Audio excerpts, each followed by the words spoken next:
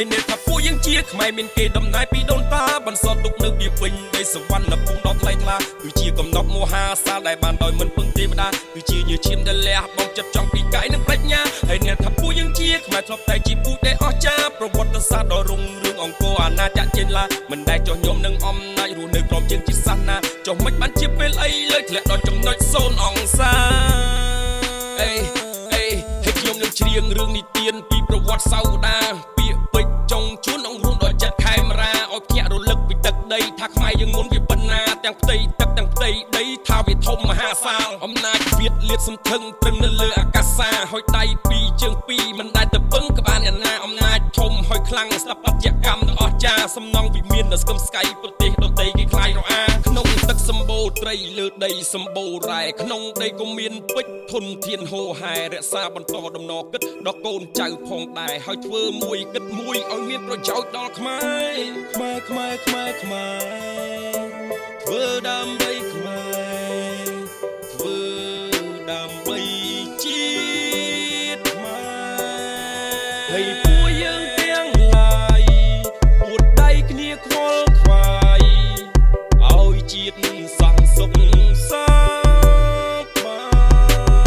ហើយអ្នកថាពួកយើងជាខ្មែរមានគេដំណើរពីដូនតាបន្សល់ទុកនៅពីវិញនៃសវណ្ណភូមិដ៏ថ្លៃថ្លាគឺជាកំណប់មហាសាលដែលបានដោយមិនពឹងទេវតាគឺជាញើសឈាមដែលលះបង់ចិត្តចង់ពីកាយនិងប្រាជ្ញាហើយអ្នកថាពួកយើងជាខ្មែរធ្លាប់តែជាពូជដែលអស្ចារ្យប្រវត្តិសាស្ត្រដ៏រុងរឿងអង្គរអាណាចក្រចេនឡាមិនដែលចោះញោមនឹងអំណាចរស់នៅក្រោមជើងជាសាសនាចុះមិនបានជាពេលអីលើកធ្លាក់ដល់ចំណុច0អង្សា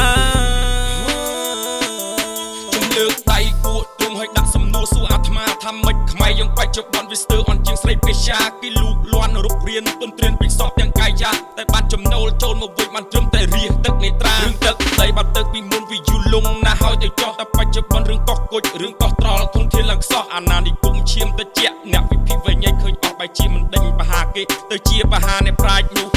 ហើយណាស់ហើយទៅចោះមិនដឹងថាត្រូវនិយាយអ្វីតែសុំឲ្យគិតថាទឹកដីយើងកាន់តែខ្លីអាយុយើងកាន់តែជិតអស់មិនចង់ឲ្យជាស្លាប់ទៅដៃអីបកក្រោយមកវិញរួមគ្នាគិតអនាគតទឹកដីយើងគឺជាយុវជនយុវនារីសម័យថ្មីរួបរวมគ្នាការពារជាតិយើងគឺជាទំពាំងស្រង់ឫស្សីកុំភ្លើតភ្លើននឹងគេពំពួកប្រយ័ត្នខ្លាចជាទំពាំងស្អុយអនាគតប្រទេសជាតិគឺពឹងទៅលើយើងហ្នឹងហើយត្រូវជួយគ្នាយើងសាមគ្គីគឺជាកម្លាំងដ៏ខ្លាំងក្លាយើងរួមគ្នាយើងតតាំងប្រឆាំងនឹងទុនដាច់ការបើសំងំយកទៅសុកទៅថ្ងៃមុខទៅជាយ៉ាងណាវាស្នាកូនចៅចំនួនក្រោយរស់នៅដូចជាប់បដាសាយើងជួបទឹកភ្នែកយើងដើរទៅមុខយើងវាយសម្រុកយកជោគជ័យលះបង់ជីវិតសាច់ឈាមស្រស់ហើយដោយលោកទូកែមលីអ្វីដែលគាត់វិភាគចំយើងស្ដាប់ហើយមានអត្ថន័យដាក់ទឿនកូនខ្មែរយើងជាច្រើនឲ្យងាកមកគិតពីទឹកដីហើយអ្នកថាពួកយើងជាខ្មែរមានគេដំណើរពីដូនតាបន្សល់ទុកនៅពីវិញនៃសវណ្ណភូមិដ៏ថ្លៃថ្លាគឺជាកំណប់មហាសាលដែលបានដោយមិនពឹងទេវតាគឺជាញើសឈាមដែលលះបង់ចិត្តចង់ពីកាយនិងប្រាជ្ញាហើយអ្នកថាពួកយើងជាខ្មែរធ្លាប់តែជាពូជដែលអស្ចារ្យប្រវត្តិសាស្ត្រដ៏រុងរឿងអង្គរអាណាចក្រចេនឡាមិនដែលចោះញោមនឹងអំណាចរស់នៅក្រោមជើងជាសាសនាចុះមិនបានជាពេលអីលើកធ្លាក់ដល់ចំណុច0អង្សា